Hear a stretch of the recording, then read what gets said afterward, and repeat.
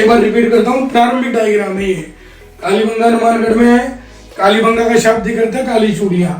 कालीबंगा का विकास घग्गर नदी के बाएं तट पर हुआ है। बड़ा होगा हिमाचल प्रदेश में कालका की पहाड़ी से निकलती है। राजस्थान में टिब्बी नामक स्थान पर प्रवेश करती है। राजस्थान में बटनेर के बाद इसका जल धीरे धीरे कम होने लगता है। पाकिस्तान में इसे अगरा नदी कहते हैं। जब अपने उफान पर होती है तो फोर्ट अब्बास तक पहुंच जाती है। और भारत की और राजस्थान की आंतरिक प्रवाह की जो सबसे लंबी नदी है वो कौन सी है? घग्गर। फिर हमने पढ़ा इसकी खोज 1952 अमलानंद घोष ने की। लेकिन अमलानंद घोष ने इसकी जो कालीबंगा का जो उदय माना वो कौन सी संस्कृति से माना? सोती संस्कृति से। सोती बीकानेर में पड़ता है और इसीलिए इसको कालीबंगा प्रथम के नाम से जाना जाता है।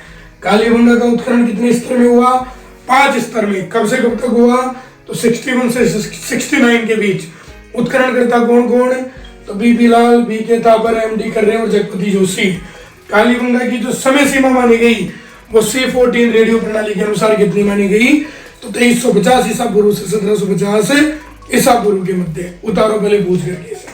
कालीबंगा से उत्खनन के दौरान प्राप्त सामग्री पढ़ रहे हैं। टीले कितने मिले? 3। लेकिन उत्खनन कितने टीलों पर किया गया? 2 टीलों पर। कितने स्तर का उत्खनन किया गया? 5 स्तर का। पहला, दूसरा, तीसरा, ये जो 3 स्तर है यहाँ से विकसित कालीबंगा के साक्ष्य मिलते हैं। चौथा और 5वां जो स्थल है वहां से प्राग कालीबंगा के साक्ष्य मिलते हैं।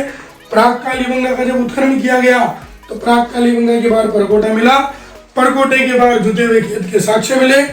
इसके अलावा ये जो हल रेखाएं मिली, खेत के जुते हुए खेत के जो साक्ष्य मिले, ये रेखाएं एक दूसरे को काटती हुई मिली, जिससे अंदाजा लगाया कि एक ही समय में कितनी फसल बोया करते थे? 2 फसल बोया करते थे।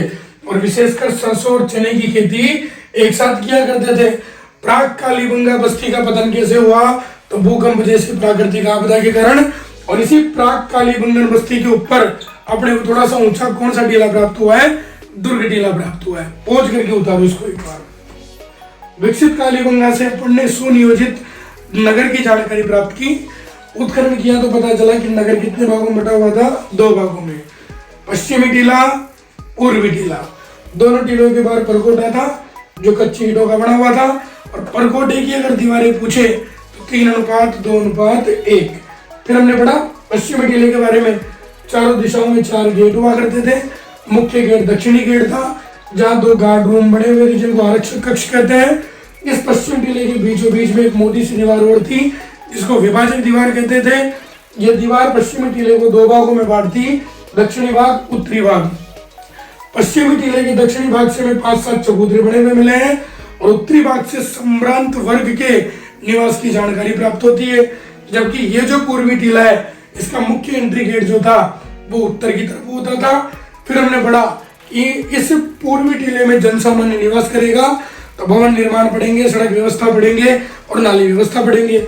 मैंने कहा कि यहाँ से हमें समकोण प्रकार की सड़कें प्राप्त हुई है और समकोण प्रकार की सड़कों का जो मुख्य राजपथ था वो उत्तर से दक्षिण वाली जो सड़क थी उसको मेन राजपथ माना जाता था। फिर मैंने बताया कि मुख्य सड़कों से सटे हुए गलियारे थे।